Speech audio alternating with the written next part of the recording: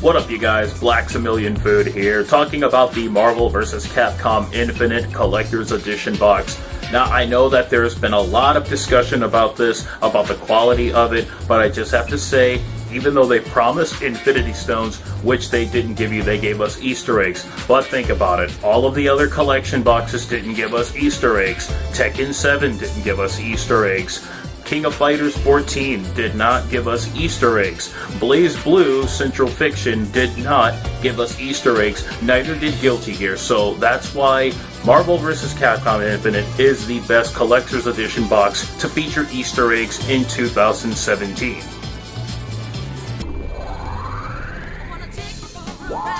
And they certainly did! Oh, Capcom, you fantastic beasts, and where to find them. They managed to take something as anticipated as a fourth Marvel vs. Capcom game and managed to have it stumble almost immediately out the gate once news came out of it. It's essentially like watching someone run on a marathon only to fall into a spiked bamboo pit, get out completely covered in blood, land in a pit of tar and feathers to get out and try and wipe themselves off with a porcupine. By the time more information came out on this game, nobody wanted it. From no X-Men to no other characters under Fox's licenses, and the whole roster thing it was a complete and utter PR disaster to the point of treating their fans like they're imbeciles to actually buy this. And yes, I'm one of those morons, but hey, I hate my life and I had $200 to throw away. So, I'm just going to take a quick look at the statues that are provided in here, as well as those delicious Easter eggs that weren't Infinity Stones, or maybe they actually work and that's why they look foolish, you know, to throw Thanos off the scent. So, let's take a look at these. I mean, how bad can they possibly be? Bad. Yeah, okay, it's not 100% terrible, but it's certainly underwhelming considering what they're advertising. Okay, well, they've got the game in a steel book. I don't mind steel cases, those are pretty cool. But what I really hate are slip covers. I hate slip covers. Stop putting these on the game. Why put this on your freaking video game in 2017? There's no reason for this. Slip covers are stupid, they add nothing, it's just more plastic to get off of my game. Why keep me away from it? Why is that making me the most angry? Anywho's, I actually didn't even know that these came with batteries. Batteries in what feels like a Fisher-Price quality toy. Boy, yeah, that's fine material there. And I can assume I can turn into Captain Planet with these. But wow, they look delicious. I'm gonna cook those later. Those are going to be tasty. And as for the statues themselves, pretty much the single-handed reason why I wanted these was not really Iron Man and Ms. Marvel, because I don't care. But quality-wise, they're about what I expected. Like, Iron Man looks okay. I think it's really hard to mess up Iron Man, quite honestly. But I thought that the bases would connect, and they kind of do. Sort of. But not really. Like, you can set them next to each other, but it just looks awkward.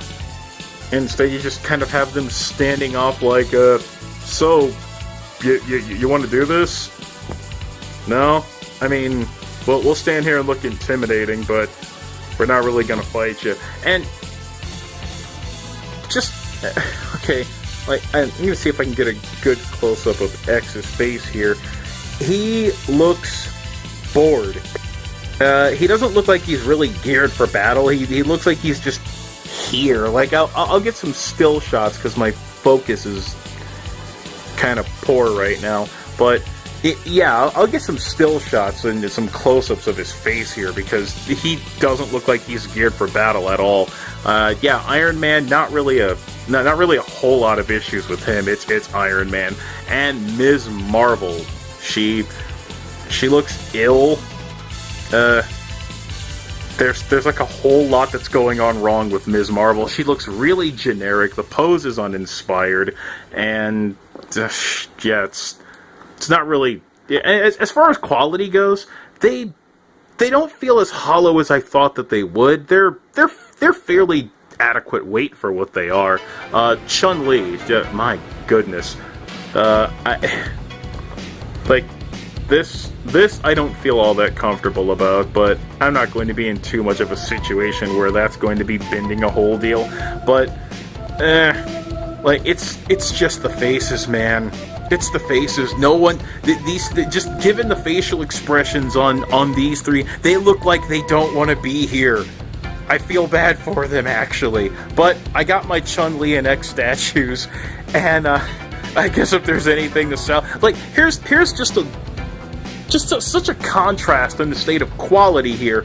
This is the Ryu that came with the Street Fighter V limited edition. I did a video on that one. I'm glad no one watched it. It was terrible. But this was the Ryu, and the sheer amount of definition and quality on him is actually pretty impressive. But I don't like it because it's impossible to stand up because he has that whole leaning issue, and yeah. So there's that, and then there's the Tekken statues that I got, and these look really cool. I like the way these look. Yeah, the bases are. I'm going to talk about this one in greater detail at some other point. But yeah, this is easily the worst collector's edition I've ever bought. Do I regret my purchase? No, because I knew what I was getting, so I have no reason to particularly be upset. It's comically bad, but I could not justify a $200 price tag for what they've provided here. No art book, no soundtrack. This is what you get. $200. I could have bought something better, like a flight to Boise, Idaho. To kind of discuss a few positives, there are some things about these statues that do look pretty good. For instance, Chun-Li's outfit is pretty decently well done. Even if the paint job is a little bit splotchy, some of the detail on her waist sash is actually pretty impressive. I don't remember if that's called a sash. I might have to look that up.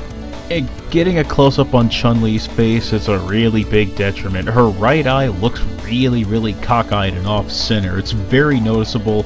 It's distracting. It looks like they tried to give her eyeliner, but it looks like she's been dating Chris Brown. Cool pose, bad face, 4.9 out of 10.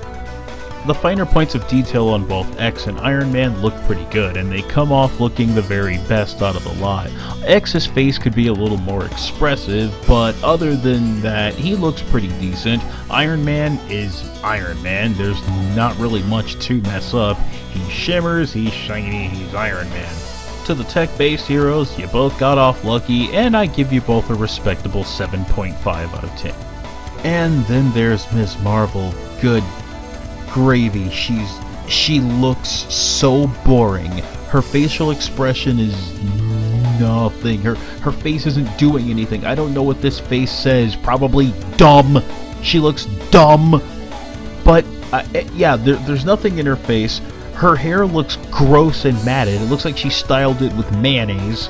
And I don't know if anyone else noticed this, but some aspects of both Chun-Li and Ms. Marvel's outfit are kind of smudgy, and they just have random splotches. Here's one on her rear here. I don't know if anyone else sees this, but it's a pretty noticeable smudge here, and that kind of bothered me.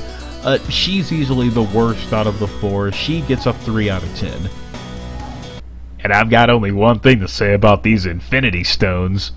Light bright, turn on the magic of colored light. Sorry, but pulsating rocks don't have anything on... I owe the Street Fighter V limited edition collection that I bought last year my deepest apologies, because this is the new low point for a collector's edition box.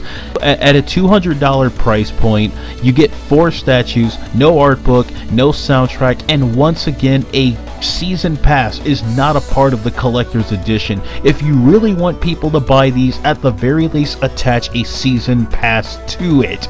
But for the trinkets that are in this box, for everything that they offer to you, it's just subpar, and I'm being 100% transparent about this. This is the worst collector's edition box that you can pay for with money. It will leave the unboxing with a final score of a 3.8 out of 10. So some aspects of the statues look pretty cool, but overall they're just not worth it. Thank you for watching the unboxing. This is Colonel Fancy, and until next time.